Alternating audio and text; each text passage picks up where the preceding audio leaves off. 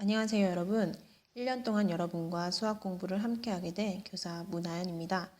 선생님이 지난 시간에 학습지 1번과 2번을 과제로 내주었는데요. 많은 학생들이 수학 게시판에 과제를 제출했어요.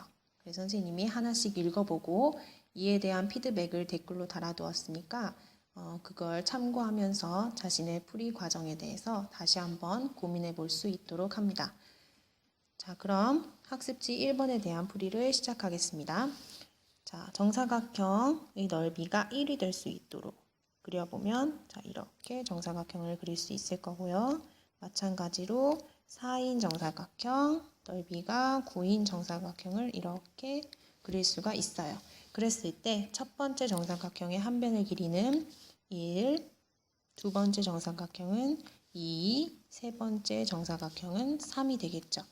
그러면 이 정사각형의 넓이와 한 변의 길이 사이에 어떤 관계가 있는지 살펴봤더니 자, 1이라는 숫자는 1을 제곱한 것, 4라는 숫자는 2를 제곱한 것, 9라는 숫자는 3을 제곱한 숫자가 되겠습니다.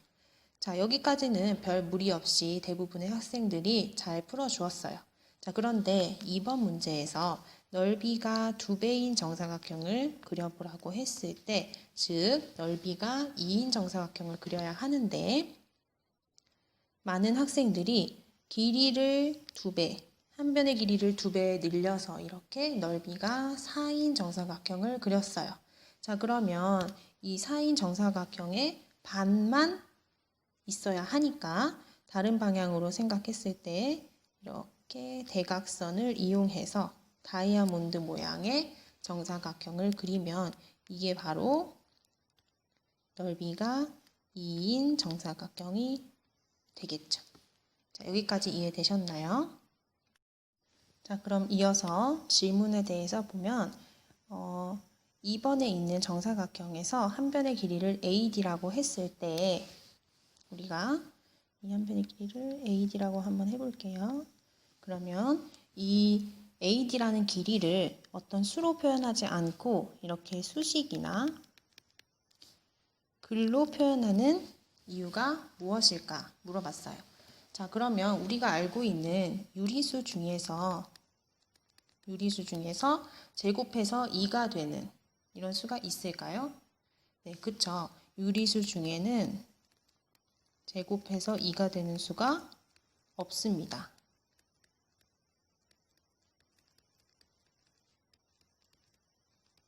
그래서 이렇게 수식이나 글로 AD의 길이를 표현할 수가 있었던 거죠.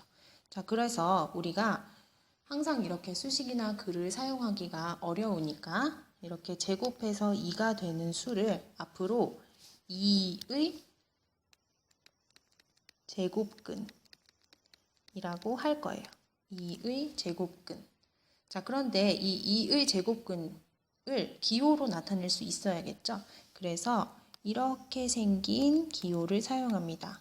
그걸 바로 근호라고 하는데요. 그래서 2의 제곱근을 표현할 때는 이렇게 근호 안에다가 2라는 숫자를 넣어서 표현합니다. 그리고 루트 2라고 읽고 또는 제곱근 2라고 읽기도 합니다. 자, 그럼 예를 들어서 우리가 알고 있는 수 중에서 4의 제곱근은 어떤 수가 있을까요? 그렇죠. 제곱해서 4가 되는 수니까 2가 있을 수 있고요. 또는 음수 중에서도 마이너스 2를 제곱하면 4가 되겠죠. 자, 그럼 마찬가지로 2의 제곱근도 루트 2가 있을 수 있을 거고요. 또는 음수 중에서 마이너스 루트 2가 있을 수 있겠죠. 그래서 이 두 가지를 한 번에 나타낼 때 플러스 마이너스 루트 2라고 쓰기도 합니다. 여기까지 이해되셨나요? 자, 그러면 이것을 토대로 우리 생각하기 2번을 한번 풀어보겠습니다. 자, 제곱해서 8이 되는 숫자를 한번 써보라고 했어요. 자, 그럼 우리가 알고 있는 유리수 중에서 제곱해서 8이 되는 수 있나요? 네, 없기 때문에 근호를 사용해서 루트 8 이렇게 쓸 수가 있겠죠. 자, 그런데 양수만 있는 것이 아니고 마이너스 루트 8 음수도 있을 수 있기 때문에 두 가지를 모두 써주셔야 합니다. 자, 그 다음 제곱해서 9가 되는 수 어떤 수가 있을까요? 네, 우리가 알고 있는 수 중에서 3, 마이너스 3 이렇게 두 가지가 있겠죠. 자, 마찬가지로 제곱해서 16이 되는 수 4와 마이너스 4 두 가지. 자, 그런데 이번에는 제곱해서 음수가 되는 수를 구하라고 했어요. 자, 우리가 알고 있는 수 중에서 제곱해서 음수가 되는 수는 없죠. 자, 그래서 선생님 그러면 저는 아까 배웠던 것처럼 루트 안에다가 마이너스 9를 한번 써볼게요. 이렇게 제안을 했어요. 자, 그런데 이 루트 안에는 이런 음수는 사용하지 않습니다. 그래서 이런 수는 우리가 배우지 않아요.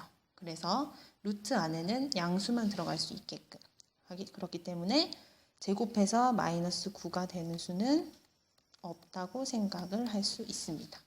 왜? 제곱하면 항상 양수를 제곱해도 양수, 음수를 제곱해도 양수가 나오죠. 그래서 마이너스 9가 되는 수는 없다고 생각을 할게요. 자, 그 다음 제곱해서 0이 되는 수, 그렇죠. 0 한 가지 있을 수 있습니다. 자, 그럼 우리가 1번에서 어떤 것들을 알 수 있었어요? 자, 양수의 제곱근을 구해봤더니 몇 가지가 나와요?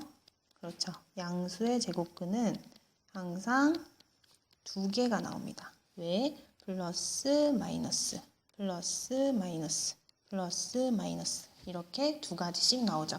자, 그러면 음수의 제곱근, 음수의 제곱근은 네, 없다고 했죠. 0개 없습니다. 그 다음에 0의 제곱근은 0 한 개밖에 없으니까 한 개뿐이다. 이런 사실들을 알 수가 있어요.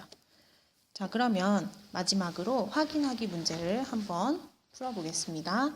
자, 다음 수의 제곱근을 구해보라고 했어요. 자, 그러면 이 64라는 수는 제곱해서 64가 되는 수를 구해야 하니까 우리가 알고 있는 유리수 중에 있겠죠? 자, 8과 마이너스 8이 있는데 한 번에 써줄게요. 플러스 마이너스 8. 자, 마찬가지로 플러스 마이너스 5분의 4. 마찬가지로 플러스 마이너스 0.9 이렇게 있을 수 있겠죠. 자, 그 다음 4번, 5번은 우리가 알고 있는 유리수 중에서 없어요. 그래서 뭘 사용한다? 그렇죠. 근호를 사용해서 플러스 마이너스 루트 7 플러스 마이너스 루트 0.7 이렇게 근호를 사용할 수가 있습니다. 자, 2번에서 25의 제곱근과 제곱근 25의 차이점에 대해서 이야기를 해보라고 했어요. 자, 25의 제곱근은 뭘 뜻하는 거였죠? 그렇죠. 제곱해서 2가 되는 수가 2의 제곱근이라고 했으니까 25의 제곱근은 제곱해서 25가 되는 수를 말합니다. 그럼 이것은 우리가 배웠던 것처럼 플러스 마이너스 5 이렇게 두 가지가 있을 수 있겠죠.